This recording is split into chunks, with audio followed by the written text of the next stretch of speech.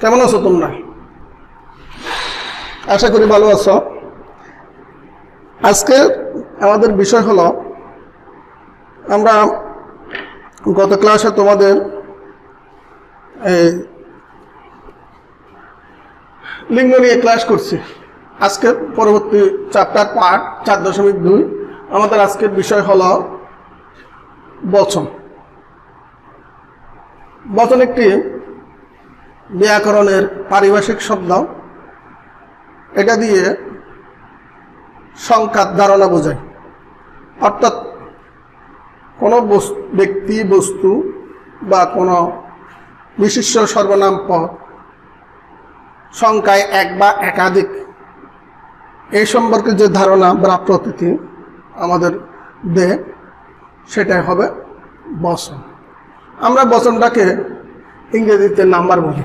এটা বললে তোমরা ভালো বুঝবে। ঠিক তেমনিভাবে বাংলায় এই বচন, তাহলে আমরা বচনের সঙ্গে বলতে পারি যে সকল শব্দ কোনো ব্যক্তি বা বস্তু বা কোনো পদের এর সংখ্যায় ধারণা দেয় তাকে বচন বলে। এই বচনটার প্রকারভেদ আছে। আমি এই প্রকারভেদের মধ্যে প্রথমে হলো এক বচন, আরেকটা হলো বহু বচন। তো এই এক বচন ও বহু বচন, এক বচন হলো, এক বচনের সঙ্গে হলো যে শব্দ দিয়ে কোনো বস্তুর, প্রাণী বা ব্যক্তির একটিমাত্র সংখ্যার ধারণা দেয় তাকে এক বচন বলে। বুঝতে পারছো কি বলছি? অর্থাৎ যে শব্দগুলো দিয়ে কোনো বস্তু, প্রাণীর বা ব্যক্তির, তিনটা কথা বলছে, বস্তু, প্রাণী, ব্যক্তির একটিমাত্র সংখ্যার ধারণা দিবে তাকে আমরা কি বলবো? এক বচন বলবো। এটা যদি এক বচন হয় তাহলে আমরা এবার দেখি দুই একটা উদাহরণ দিই। উদাহরণ দিলে বিষয়টা তোমাদের কাছে স্পষ্ট হবে। আমি দেখি একটা উদাহরণ লিখতেছি। সেটা হলো, পাকাটি খুঁজে পাচ্ছি না। এই যে এখানে আমি এই পাকাটির নিচে একটু দাগ দিলাম, এটাকে, অর্থাৎ এই পাকাটি একটা নির্দিষ্ট বস্তুকে বোঝাচ্ছে। তাহলে আমরা এটা দ্বারা, এই পাকাটি দ্বারা এক বচনেই বোঝাচ্ছে। আমি বললাম যে কাজল কি বাড়ি ফিরেছে? কাজল কি বাড়ি ফিরেছে?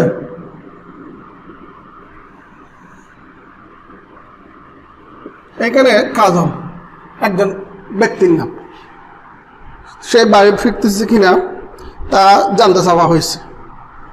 এখন আমরা যদি বলি যে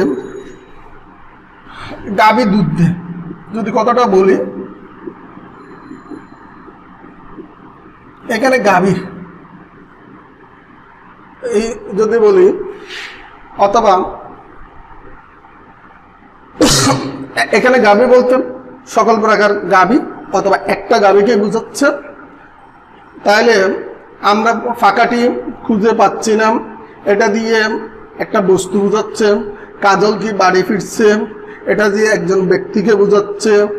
গাভী দুধ দেয়, এটা দিয়ে একটা প্রাণীকে বুঝাচ্ছে।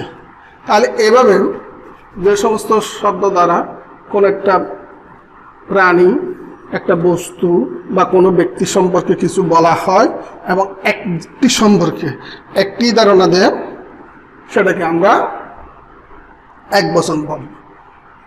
তাহলে যদিও 1 বছর একটা স্বাভাবিক এই সংখ্যার ধারণা, এটা তেমন কোন একটা কঠিন বিষয় নয়, তারপরও আমরা এই 1 বছর প্রকাশের কতগুলো উপায় আছে, বইগুলো নিয়ে এখন তোমাদের সাথে আলোচনা করব।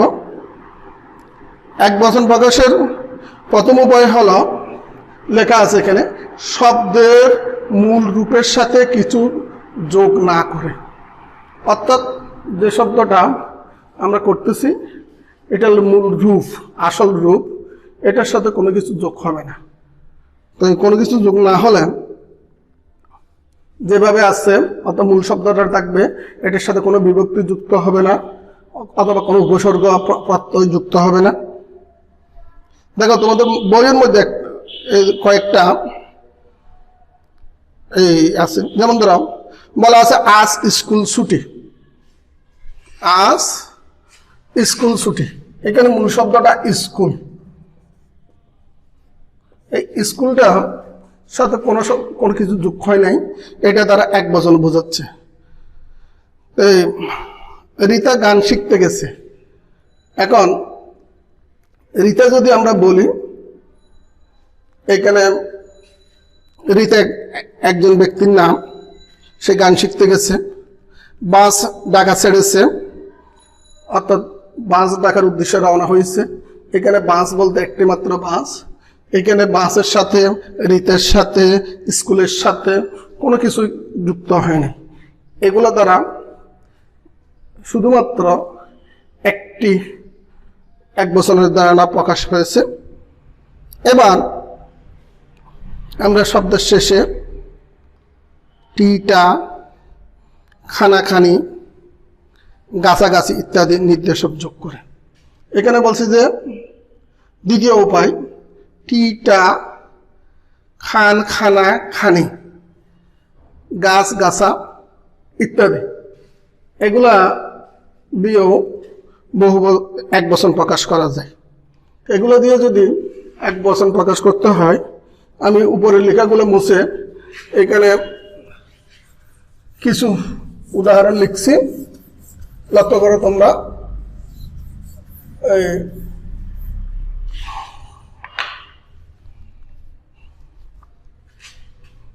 এক বছরের উদাহরণ,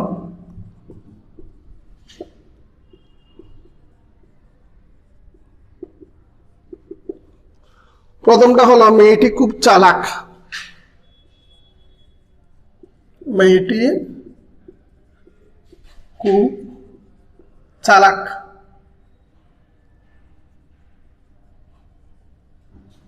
এখানে মেয়েটি দ্বারা নির্দিষ্ট করে একজনকে বোঝানো হয়েছে।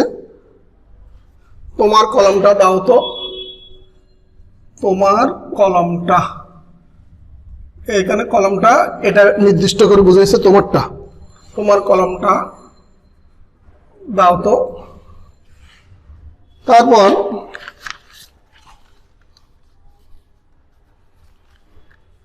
বলছে যে নৌকাখানি বেশ সুন্দর হয়েছে,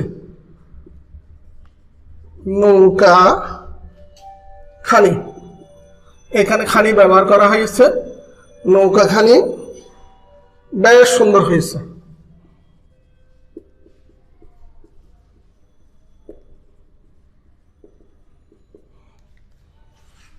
তারপরে বইখানা আমি পড়ছি, বইখানা আমি, বইখানা, বইখানা আমি পড়েছি।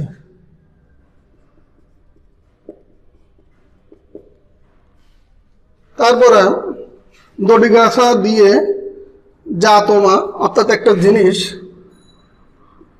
দড়ি গাছা, এখানে গাছা যুক্ত হয়ে 1 বছর প্রকাশ করেছে।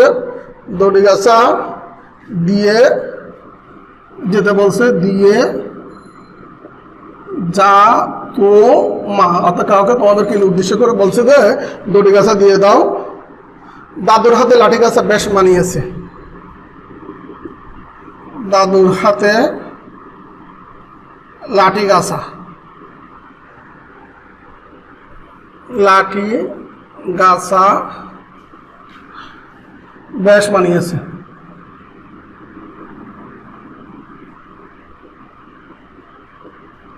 এখানে লাঠি গাছা দেখো, উপরে উদাহরণ যদি আমরা বিশ্লেষণ করি তাহলে দেখবো যে বলছে যে মেয়েটি খুব চালাক। এখানে মেয়ে হলো মূল শব্দ, এখানে টি টা যুক্ত হয়ে নির্দিষ্টতা প্রকাশ করছে। এই যে এখানে টিটা হলো নির্দেশক, এখানে ইত্যাদি নির্দেশক যোগ করে মেয়েটাকে নির্দিষ্ট করছে। তোমার কলমটা দাও তো, এখানে তোমার কলমটা চাওয়া হয়েছে, এই কলমটাকে নির্দিষ্ট করে চাওয়া হয়েছে।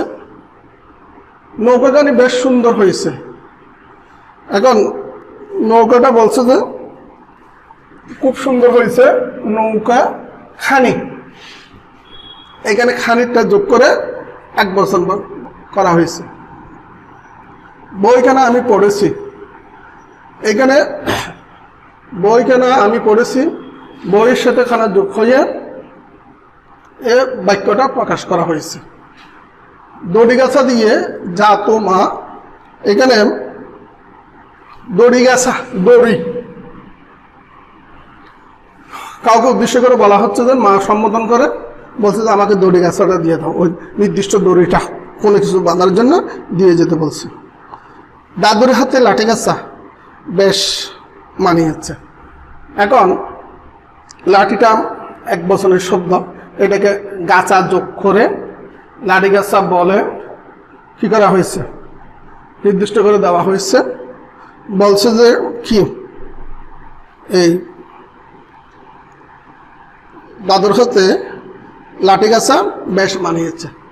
তাইলে দেখো, আমি আবারও বলছি, আমরা এই যে কতগুলো উদাহরণ দিলাম, মেয়েটি খুব চালাক, এখানে মেয়েটি, তোমার কলমটা দাও তো, কলমটা, নৌকাখানি বেশ সুন্দর হয়েছে, নৌকাখানি, বইখানা আমি পড়েছি, বইখানা, দড়ি গাছা দিয়ে যাও তো মা, দড়ি গাছা, দাদুর হাতে লাঠি গাছা বেশ কি বেশ মানিয়েছে। এখন এই যে লাঠি গাছা, এগুলো দ্বারা একটি মাত্র জিনিস বোঝানো হয়েছে। এখন আমরা এর পরবর্তী উদাহরণ যাব, দেখি এই বহু বচন প্রকাশের আর 1 বচন প্রকাশের আর কি আছে। এরপরে বলা হয়েছে যে শব্দের আগে আমরা মূল শব্দের রূপের সাথে কিছু যোগ করে বলছি, টিটা, খানাখানি, গাছা ইত্যাদি যোগ করে বলছি। এবার সর্বশেষ শব্দের শেষে আমরা কি করব, শব্দের আগে এক, একটি, একখানা, একজন, অর্থাৎ গ নম্বর 3য় নিয়মে, এটা হলো ছিল আমাদের দ্বিতীয় উদাহরণের 2য় নিয়ম। এখন লিখবো আমরা 3য় নিয়ম। 3য় নিয়মে আছে শব্দের আগে এক, একটা, একটি, একখানা, একজন ইত্যাদি সংখ্যাবাচক শব্দ বসিয়ে। এখন আমি যদি বলি এক দেশে ছিল এক রাজা, এক দেশে ছিল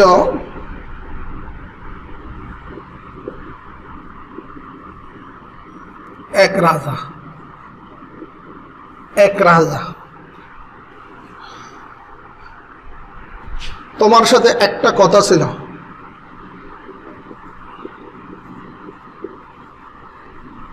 তোমার সাথে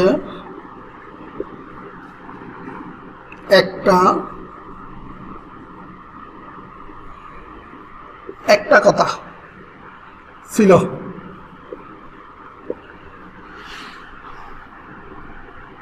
একটি কলম নিয়ে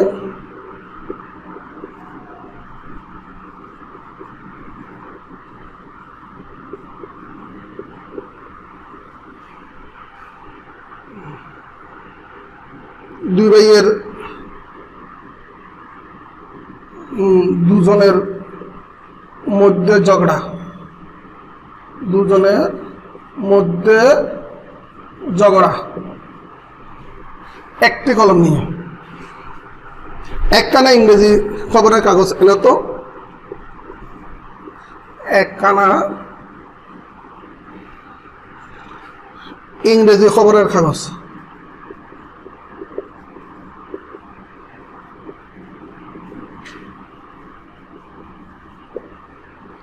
কাগজ এনো তো একখানা। নেক্সট, সর্বশেষ উদাহরণ, একজন ছাত্র এসেছিল তোমার কাছে, বা একজন ছাত্র এসেছিল আমার কাছে, মনে করো তোমার কাছে বা আমার কাছে একজন ছাত্র। দেখো, আমরা যদি উপরের লাইনগুলা বিশ্লেষণ করি তাহলে দেখতে পাচ্ছি যে তোমার কলমটা দাও তো, তোমার যে কলমটা আছে সেটাই নির্দিষ্ট করে বোঝানো হয়েছে, অন্য কোনো কলম নয়, একটা মাত্র কলম। আচ্ছা, এটা তো আমরা পড়ছি। এখন গ নাম্বারের, এক দেশে ছিল এক রাজা। দেখো, এক দেশে ছিল এক রাজা, এখানে এক দেশ এক রাজা একটা কথা বলছে। এক দেশ বলতে এখানে যে কোনো দেশ বোঝানো হয়েছে, কিন্তু এক রাজা বলতে নির্দিষ্ট করে বোঝানো হয়েছে একজন রাজাকে। তোমার সাথে একটা কথা ছিল, অর্থাৎ তোমার সাথে যে একটা মাত্র নির্দিষ্ট কথা ছিল, প্রস্তাব ছিল, সেটাকে এক কথা বলা হয়েছে, একটা কথা। একটি কলম নিয়ে দুজনের মধ্যে ঝগড়া চলছে, মানে একটা কলম বা কলমটা নিয়ে একটা, এখানে একটি, টিটা একটি দিয়ে নির্দিষ্ট করে বোঝানো হয়েছে। একখানা ইংরেজি খবরের কাগজ এনে তো, বলছে দেখি একটা ইংরেজি খবরের কাগজ, নিউজ পেপার আনার জন্য বলা হলো। এবার একজন ছাত্র এসেছিল আমার কাছে বা তোমার কাছে। তাহলে আমরা দেখছি যে এখানে আমরা যে সমস্ত শব্দগুলোর নিচে দাগ দিয়েছি, এই দাগ দ্বারা শব্দগুলো দিয়ে এবং শব্দগুলো প্রকাশ করার জন্য এক দেশে ছিল এক রাজা, এখানে এক, তোমার সাথে একটা কথা, একটা, একটি, এই কলম নিয়ে দুজনের ঝগড়া, দুজনের মধ্যে ঝগড়া, এখানে একটি, একখানা ইংরেজি খবরের কাগজ এনে তো, একখানার মধ্যে এখানে খানা, একজন ছাত্র এসেছিল আমার কাছে, এখানে একজন। তাহলে বোঝা যাচ্ছে যে এই এক, একটা, একটি, একখানা, একজন, এগুলো দিয়ে একজন ব্যক্তি, এক রাজা, একটা কথা, একটা নির্দিষ্ট বিষয়, একটি কলম, একটি বস্তু, একখানা ইংরেজি, সেটাও কি একখানা বস্তু বোঝাচ্ছে, একজন ছাত্র, এটা দিয়ে একজন ছাত্রকে, একটি ব্যক্তিকে নির্দিষ্ট করে বোঝাচ্ছে। তাইলে আমরা বলতে পারি এই শব্দগুলো দ্বারা এক বচন প্রকাশ করতে পারি। আমরা যদি সংক্ষেপে পাঠটা আরেকবার তোমাদেরকে রিভাইজ করি, তাহলে বলতে পারি যে আমরা প্রথমে আলোচনা করছি বচন। বচন হলো ব্যক্তি বা বস্তুর সংখ্যায় ধারণা। বচনের আছে প্রকারভেদ, এক বচন ও বহু বচন। আমাদের আজকের আলোচ্য বিষয় হলো এক বচন কাকে বলে ও এক বচন প্রকাশের উপায়। যে সমস্ত শব্দ দিয়ে কোনো ব্যক্তি, বস্তু, প্রাণীর একটিমাত্র নির্দিষ্ট নাম প্রকাশ করে তাকে আমরা এক বচন বলছি। এক বচন প্রকাশের তিনটা উপায় আছে। একটা উপায় হলো মূল শব্দের রূপের সাথে কোনো কিছু যোগ না করা। দ্বিতীয়টি হচ্ছে, এর কতগুলো উদাহরণ হলো আমার বাড়ি যাইব মোর বসতে দিব পিঠে। এখানে বাড়ি কথাটা সাথে কোনো কিছু যোগ হয় নাই। আজ স্কুল ছুটি, এখানে স্কুলের সাথে কোনো কিছু যোগ হয় নাই। রিতা গান শিখতে গেছে, এখানে রিতার সাথে কোনো কিছু যোগ হয় নাই। বাস ঢাকা ছেড়েছে, এটার সাথেও মূল কোনো কিছু যোগ হয়নি। এবার শব্দের শেষে এই টিটা, খানা, কানি, গাছাগাছি ইত্যাদি নির্দেশক যোগ করে আমরা কি করব, এই এক বচন প্রকাশ করব। এখানে বইতে আছে, মেয়েটি খুব চালাক, তোমার কলমটা দাও তো, নৌকাখানি বেশ সুন্দর হয়েছে, বইখানা আমি পড়েছি, দধি গাছা দিয়ে যাও তো মা, দাদুর হাতে লাঠি গাছা বেশ মানিয়েছে। উপরের উদাহরণগুলোর মধ্যে মেয়েটি টি, তোমার কলমটা টা, নৌকাখানি বেশ সুন্দর নৌখানি, বইখানা আমি পড়েছি খানা, দড়ি গাছা গাছা, দাদের হাতে লাঠি গাছা, এখানে লাঠি গাছা, এগুলো দিয়ে এক বচন প্রকাশ পেয়েছে। এবার তৃতীয়ত, কোন শব্দের শেষে এক, একটা, একটি, খানা ইত্যাদি দিয়ে আমরা এক বচন প্রকাশ করি। এক দেশে ছিল এক রাজা, তোমার সাথে একটা কথা, একটি কলম দিয়ে দুজনের মধ্যে ঝগড়া, একখানা ইংরেজি খবরের কাগজ এনো তো, একখানা, একজন ছাত্র